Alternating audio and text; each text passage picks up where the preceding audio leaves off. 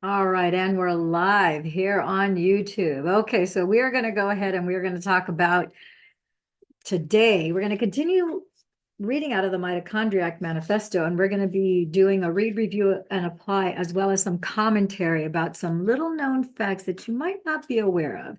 And so I will bring to people's awareness about coffee and the benefits that we know that coffee gives us, and some of the not so good things that coffee gives us.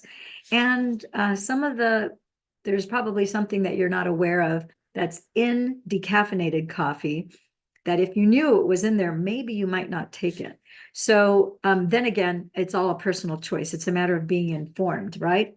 So we left off last time, and I'm gonna put my glasses on. I'm having a little bit of sensitivity in my eye because I got makeup in it yesterday, and it's still kind of like recovering from that.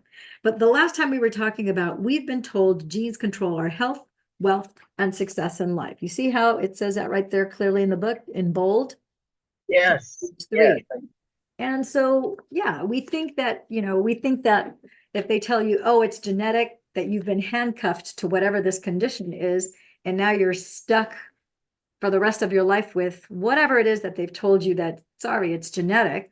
And I want you to think about the fact that, it doesn't matter what it is that they're telling you that, oh, it's genetic and you're stuck with it for life, because you may have been diagnosed with diabetes. It could be MS. It could be anything really. The whatever the label and the diagnosis is irrelevant. We know without a shadow of a doubt, we know from epigenetics. We have the father of modern epigenetics is Dr. Bruce Lipton. I've interviewed him several times. He's a friend of mine. He wrote the book, The Biology of Belief. And in the 60s, before I was even born, that man in the early 60s, 60, 61, 62, 63, 64, he was doing stem cell research, and he was doing stem cell cloning, and he was teaching medical school also through the 60s, the 70s, etc.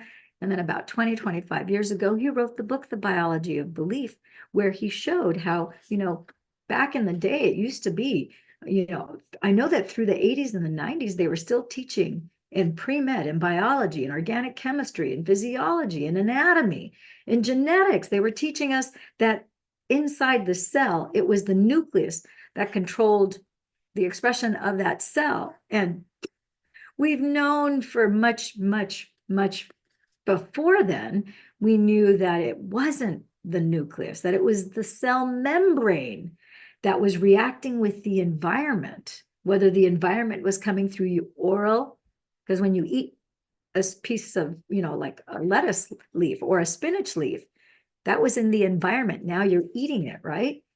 And so that's affecting the cell membrane, which is going to change or going to alter the expression of that cell, because that is taking instruction, not the nucleus. The cell membrane is reacting to that. So whatever you eat or things that are in your environment do turn on and turn off genetic expressions. So maybe you have certain markers in your genes that were off, and now as a result of your environment, now they're on, and now you have the presentation of an unwanted condition, syndrome, or illness. Or maybe something was turned off. It could be on, off, it doesn't matter. The thing is, you have that genetic expression and you have markers that are either turned on or turned off, and that's fluid. You have enough exposure to certain toxins, guess what? You're going to have certain things that are going to turn on that you don't want. So it's showing you that if it turned on, that means it can be turned back off.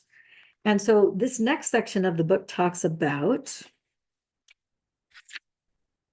the deficiency additive paradigm. So he goes on to say, and this is on page 4 of the book, the deficiency additive paradigm.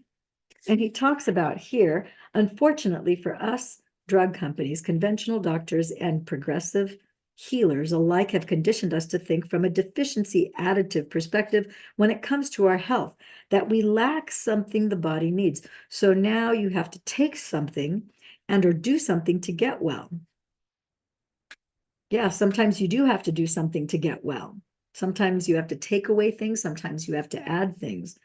But it says here, when really the best place to start resolving health problems is to remove obstacles that prevent the body from doing what it's designed to do, all on its own, heal and rebalance itself. So it's becoming ever more apparent, and you have to remove barriers if you ever want to get to immaculate health and longevity, kind of like focusing your brakes or fixing your brakes that are sticking before you think about adding more horsepower to your car or even getting a tune-up. Then you might want to reconnect with the original and still best healing and wellness support system we call nature. So it's true, because if you're, sometimes you, like he says here, it's like sometimes you just have to remove things that are obstacles.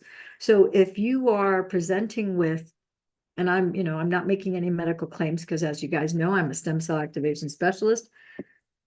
I repattern the brain from physical and emotional trauma and use stem cell activation as a tool. But if you're presenting with, let's say, diabetes, well, diabetes, you've got some sort of insulin resistance. So it's very probable and possible that you may have had too much sugar in your diet, which is taxing your pancreas above what it can provide insulin to balance you. So just by curtailing the amount of sugar or changing the type of sugar that you're having. I've seen people who've changed from processed white, sugarcane sugar. They've moved to using grade B maple syrup, which is easier, lower on the glycemic index, and it has nutrients like vitamin B and amino acids that still provide you the sweet taste, and it provides amino acids and vitamin B to you that doesn't shoot up your blood glucose as quickly as just pure white refined sugar. So now you're changing the type of sugar, and so now you're not going to have those glucose spikes, which isn't going to tax your pancreas to produce insulin to regulate your body. So, and then as you curtail maybe lesser volumes of that, then your body is better equipped, because I can, even though I'm not diabetic, I could induce a state of something that would look like diabetes and go take a blood test, and it would say that I was the diabetic. Yeah, if I were to take, for example, no, I don't want to slam any one company because that might not go over well, but I can take a very sugary drink and then go get a blood test, and it's going to show that I'm diabetic because my glucose numbers are going to be through the roof, because I just took all this acidity in the form of sugar, and I induced a glucose spike. So one of the reasons why when we have you do a blood test, you do it fasting, so that you have a constant where you don't have outside factors that are causing unnecessary spikes in your blood. If in that state you're still showing a glucose spike, you're still showing a high level of insulin, if your blood sugars are still like 300, 400, 500, well, then obviously you've got a problem, because that's been lingering in the blood and it's never been able to be cleared out. So the point is that those are not static, fixed states. They're fluid, they're dynamic. Your body chemistry is changing every day, not just every day, every millisecond. My chemistry is changing as I'm speaking to you. It's different than if I were to be quiet and listening. The level of oxygen in my blood, the level of, alkalinity versus acidity. As I inhale and inhale, if I take a quick inhale, that automatically speeds up my heart rate. If I take a slow exhale or a slow inhale, that's going to slow down my heart rate. That all of these things change my chemistry. Being in the infrared incandescent bulb lighting that I have right now is going to change my chemistry versus not having those on at all, or being out in the sunlight. So I think we're going to cut this particular broadcast a little bit short today. We're going to keep it short and sweet. I think this is a nice nugget of information. I also wanted to touch briefly upon the issue of caffeine and coffee, because I was just talking to somebody earlier today, and they had switched from caffeinated coffee to decaf coffee. So talking about things that you keep out or put in, this is like right up your alley. And of course, there are proponents who say coffee's good for you, especially organic coffee, because it has antioxidants, it has polyphenols, it helps you burn extra calories, right? For some people, it helps them focus more because of that revving up of your metabolism. because it does increase your metabolism. It's also on the negative side, for every cup of coffee you have, it dehydrates you. So for 1 cup of coffee, you have to drink 2, 1 to offset that 1 and be ahead. So you have to drink an additional cup of coffee so that you're not under par, so to speak. Other negative about coffee is that, it can cause people to jitters and nervousness and anxiety. So it's a chemical induced anxiety. It's not an emotionally induced, even though it's making you emotionally feel anxious, it's a chemically induced reaction to the caffeine.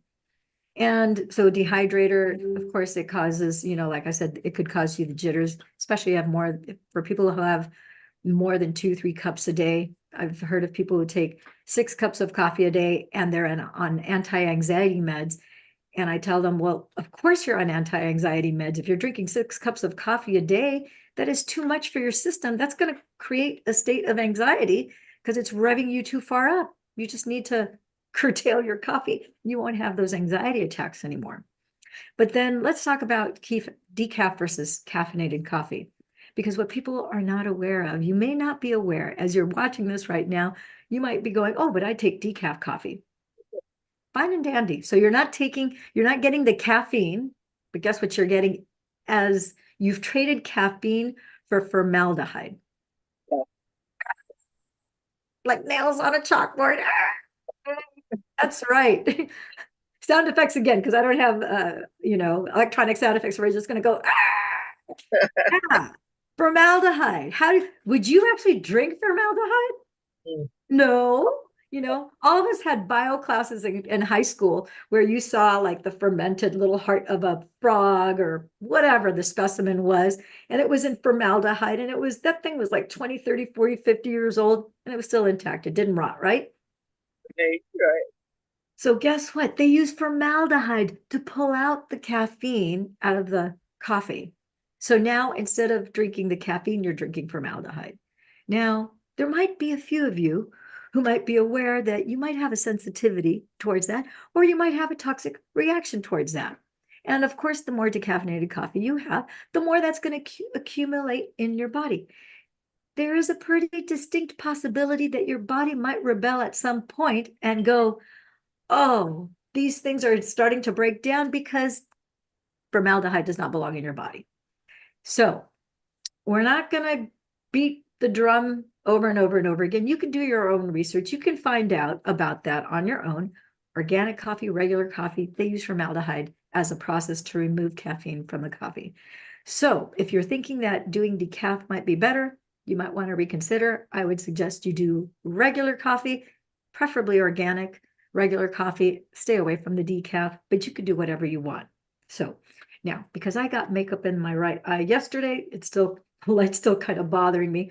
So we're going to kind of cut this a little short today, just because I need to close my eyes. You can kind of see that I'm kind of like squinting. It's all because this eye is giving me a little bit of grief. Other than that, I hope you guys have a fantastic rest of your day. If you have any questions, comments, or concerns regarding anything that I've said here today, I want you guys to put it in the comments below. I'll revisit. I'll make sure to respond to everybody, and I'll probably do another video to answer your questions, your comments, or concerns. Okay? Well, that's wonderful. Thank you for doing that. This is good. I like this ongoing presentations like this. Thank you, Carol. And yeah, Right. about educating and empowering Yeah. like Yeah. you with families like yours. So it's all good. Yeah, it's all good. Take care.